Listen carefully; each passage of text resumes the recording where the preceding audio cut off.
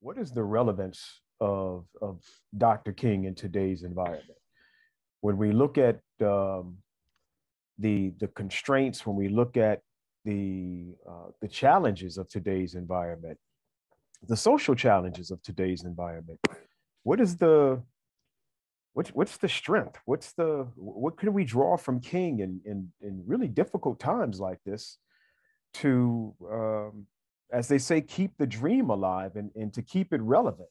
King had a great ability to take concepts and simplify them for the general public.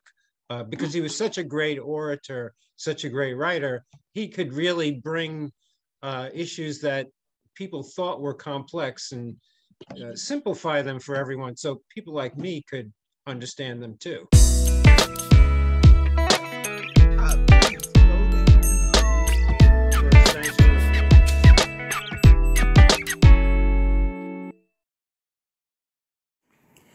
Building Community is an award-winning video series created by the Chester Housing Authority to stay in better touch with its residents, staff, and the general public during these times of social isolation. Thank you for tuning in as Executive Director Steve Fischer and Ulysses Butch Slaughter bring interesting guests to discuss important topics of the day.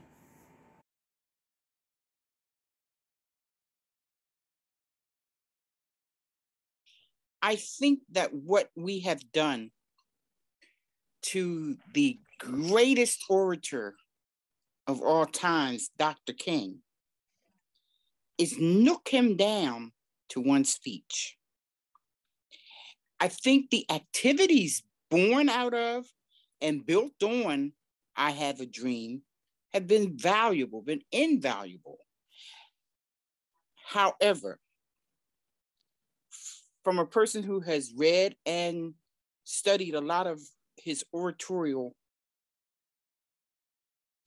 passion and commitment to moving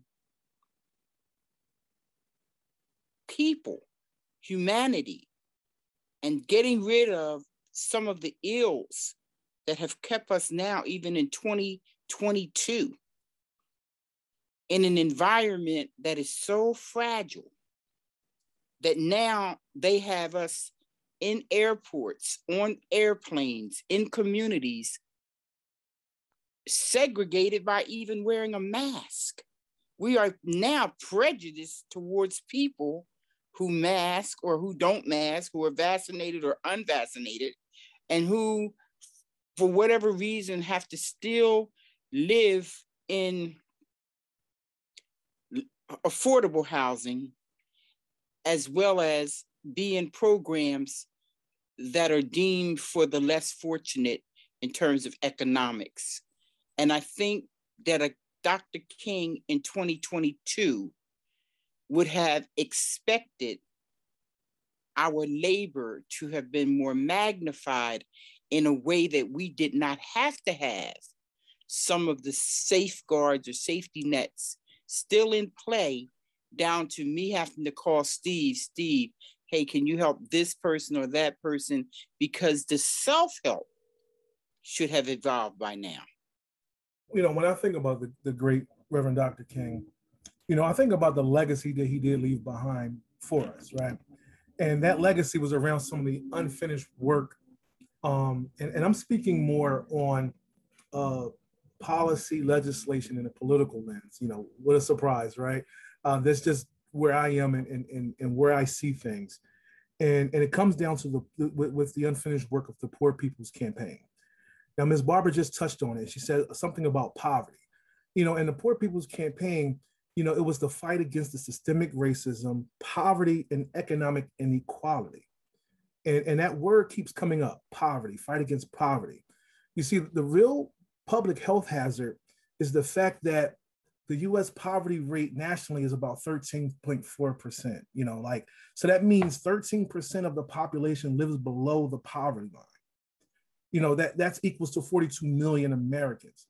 I bring this up because when it comes to legislation and policies, who are affected the most? Poor people. Poor people are affected the most when it comes down to policies and legislation. And if you look at what's going on, when you see states like Georgia and Alabama where they're specifically targeting poor people, trying to make it more difficult for them to vote.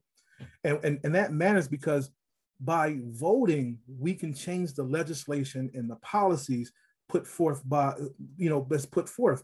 And by putting forth champions of our communities and putting together people who will reflect what we need. Those members will push forward changes like higher wages and better funding for affordable housing, which Steve Fischer fights for every day, and also healthcare. That's why it is imperative for one to tie this into, the HR 4 John Lewis Voting Act. It needs to be passed because, again, this is a man who marched with Dr. King on Selma, and this is also a caveat to one getting Dr. King's dream to continue to push forward. Because if we can vote to change policies, if we can vote to put in the proper officials to make the proper or the great legislation that's going to help us, we can continue to fight for Dr. King's Poor People campaign by holding our elected members accountable and making sure that his dream continues. So that's where I look at it as, where we can just continue to, one, attack the poverty issue and making sure that we have the rights for economic equality, here out in what we're trying to do. So. You just mentioned at the tail end there, holding elected officials accountable. One of the many things I think of when I think of King is voting and voting rights and access to the polls, and the words he used to describe that, and work he did to help improve that. And it just so happens, just by coincidence, today the president is going down to Atlanta to address this on the eve of Martin Luther King Day. Haven't had a chance to see the news yet today, but maybe we'll learn something from that. But I thought that if we had done an event this year, just to stray a little bit from the environmental racism theme of the last couple of years, we might have gravitated towards a voting theme this year, because unfortunately, more than ever this year, voting rights are under attack, more so than they've been in, maybe you could say, decades. So that does not represent progress by any means, and certainly flies in the face of King's legacy.